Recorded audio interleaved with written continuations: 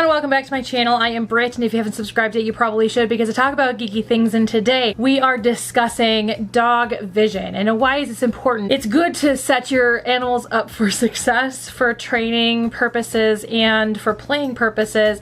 And so it's really important for you to understand dog vision so that you can really understand how to set your dog up for success. Because a lot of people have a lot of misconceptions about the way dogs can see, and it's really important to understand the true scientific facts about dog vision and what that means, and why I only buy blue toys, or at least try to only buy blue toys for my dog. So let's start with the actual spectrum of a dog's vision. So as you can see here, this is the difference between the human vision and dog vision. As you can see, humans have a wide spectrum of colors that they can see, and dogs have a much smaller spectrum. Basically, dogs can see everything in sepia tone as well as the color blue, which is why I try to buy only blue toys, or toys with a lot of blue in them, because it's actually easier for the dog to see that toy. So I try to focus on blue toys, or again, toys with a hue of blue or blue in the toy itself. It actually helps that I really like the color blue. So a very common misconception about dogs is that they are colorblind, which is true. However, people don't usually understand what that colorblindness means. Colorblind does not mean they see in black and white. Colorblind means that they can't see certain colors as well as others. So in dogs' cases, they are red-green colorblind, which means that they have trouble seeing hues of red and they have trouble seeing hues of green. So now imagine getting a red ball and throwing it into green grass. The dog is going to have trouble finding it because it pretty much looks the same. It's all just sepia tone to them. But if you take a blue ball and throw it into the green grass, the dog is more likely to be able to find it and keep his eye on it. Dog vision is widely misunderstood.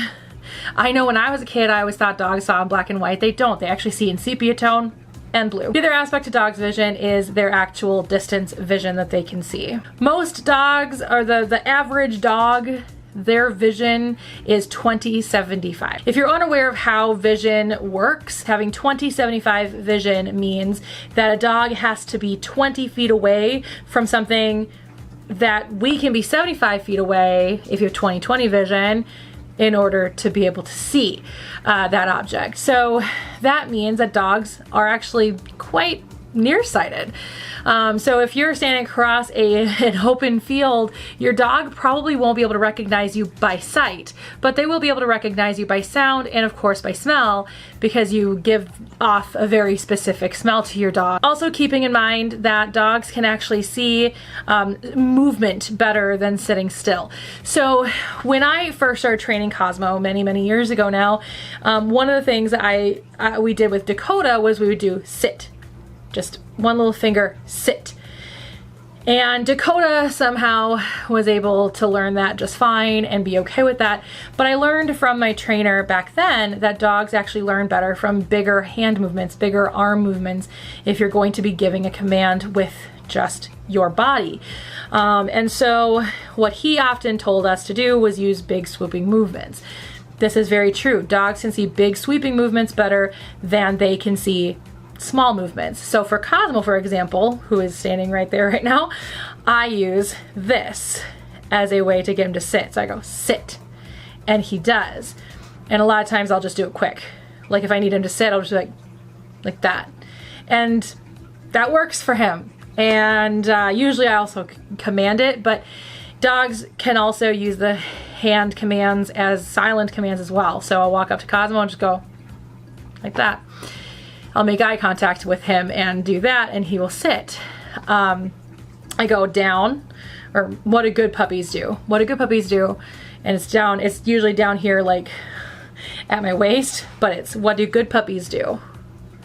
And things like that. And that's his command for lay down. I don't know where that came from, but that's just that.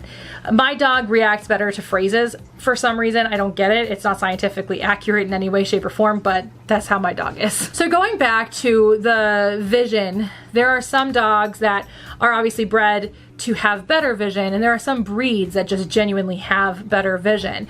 But specifically, like seeing eye dogs are bred to have as close to 20/20 vision as possible, because obviously that is their biggest goal, is to be good at seeing things because they are being somebody else's eyes.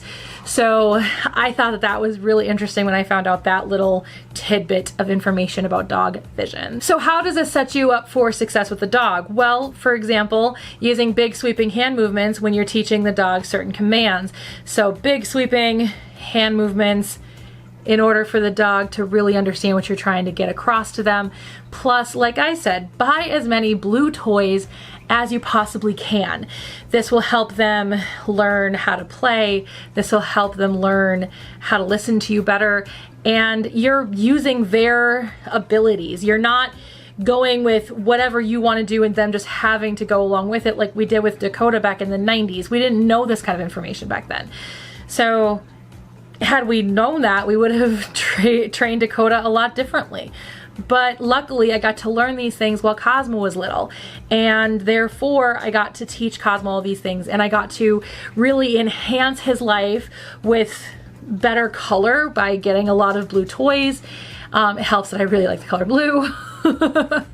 But also I was able to use large sweeping hand movements like recommended, and that just made things so much easier when he was little, when he was a puppy. And even in his senior life, it just makes things so much easier. If I put 3 of his toys down and I say, go get your toy, he'll usually go for a blue toy because he sees it better. It is more stimulating to his brain.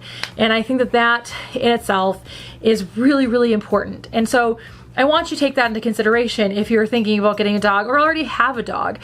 Use the scientific reasoning behind dogs' vision and help them with their life more effectively out in the real world by using the colors that will help them and by using hand motions that will be more recognizable to them.